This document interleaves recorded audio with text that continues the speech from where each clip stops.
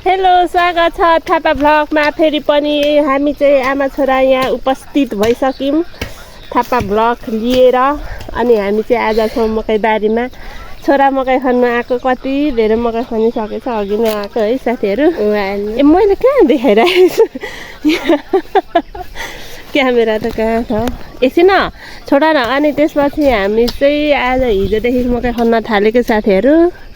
यता मकै खन्ने, यता हिजो खन्यौँ मकै। अनि यहाँ मकैसँगै बाख्रालाई घाँस भैँसीलाई घाँस काट्दैछ मेरो बुढा चाहिँ। भेष पनि च्यात्दैछ त बुढा। किन्देऊ न हजुर अनि छ हिजोदेखिको दुईजना खेताला। मेरो चाहिँ यहाँ एकजना चाहिँ एउटा थोत्रे साइकल लिएर भागो। दादा चाहिँ बहिनी चाहिँ यहाँ खन्दैछ। हिजो पनि आएको उनीहरू चाहिँ तलदेखि हामीले मकै खनेको। हिजो पनि आएको ऊ चाहिँ बहिनी चाहिँ यहाँ थालिसकि, दादा कहाँ पुग्यो साइकल लिएर भन्ने कुरो थाहा पत्ता छैन साथीहरू। अब चाहिँ हामी मकै खन्छौँ। यही हो हाम्रो मकै बारी चाहिँ। यस्तो छ है ठाउँ चाहिँ हाम्रो। कति हरियो देखेका लो देखेका दिगान्त। कस्तो अनुभव भइरहेछ? नराम्रो। किन? गर्मी भइरहेछ। अल्छीलाई यहाँ मेलामा आएको 1 सेकेन्ड भएको छैन। घर चाहिँ हाम्रो त्यो हो, त्यो हामी घरदेखि यति टाढो छ। ल अब मकै खान्छौँ अनि साथीहरू हाम्रो मकै बारीमा चाहिँ एउटै झार छैन, सबै मकै। यो हरियो जति सबै मकै हो है साथीहरू। कतिको बुझ्नुभयो तपाईँहरूले। झार भनेको फिटिकै छैन, सबै मकै हो। यो हाम्रो बारीको चाहिँ यस्तो छ है साथीहरू। यो घाममा मकै खन्नु चाहिँ एकदम गाह्रोको विषय हुने रहेछ।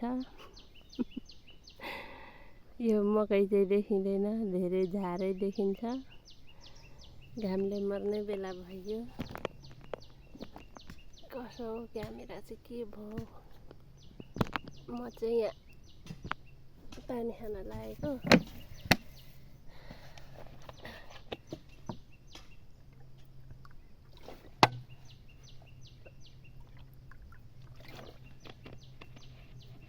घाम अनि त्यही माथि झार, कस्तो होला सोच्नु आफै।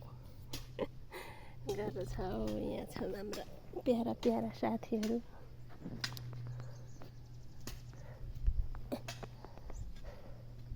काली दिउ चिसो फ्रिजको खाउँ खाउँ लागेको छैन?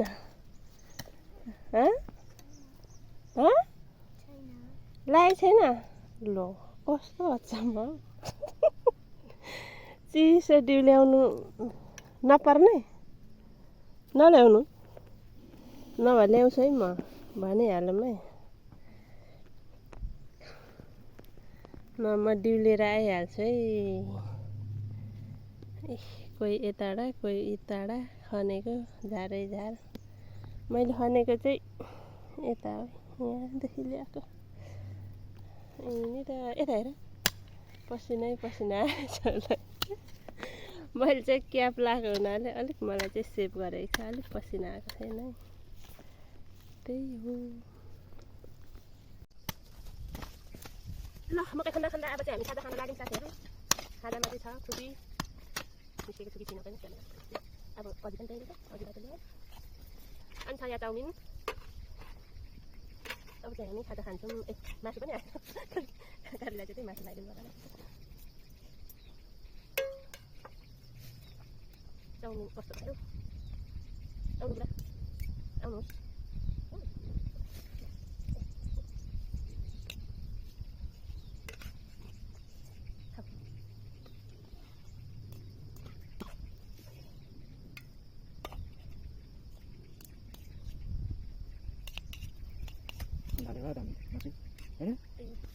मासु त घरमा बनाएको भएको हुन्छ त।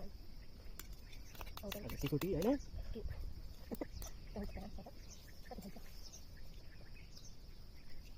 म चाहिँ यहीँ खान्छ त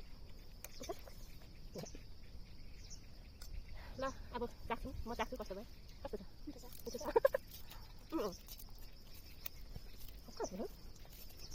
कहिले त मेरो क्यामेरामा आएन कहिले यहाँ आएन यसै खायो जस्तो भयो त बुढानीले त किन क्यामेरा देखेको थिएन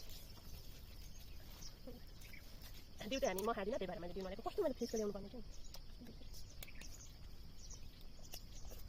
है कहिले काहीँ मात्रै खाने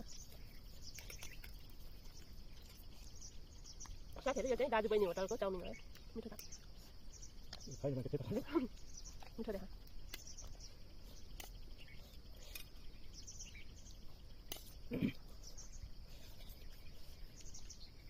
देखा कहाँ भागिहाल्यो हाम्रो एकजना खेतालो चाहिँ भाग्यो कहाँ गयो म कहाँ नआउने भनेर 9 बजे आएको मान्छे आएको त हो नि त बाटो देखेको घरदेखि त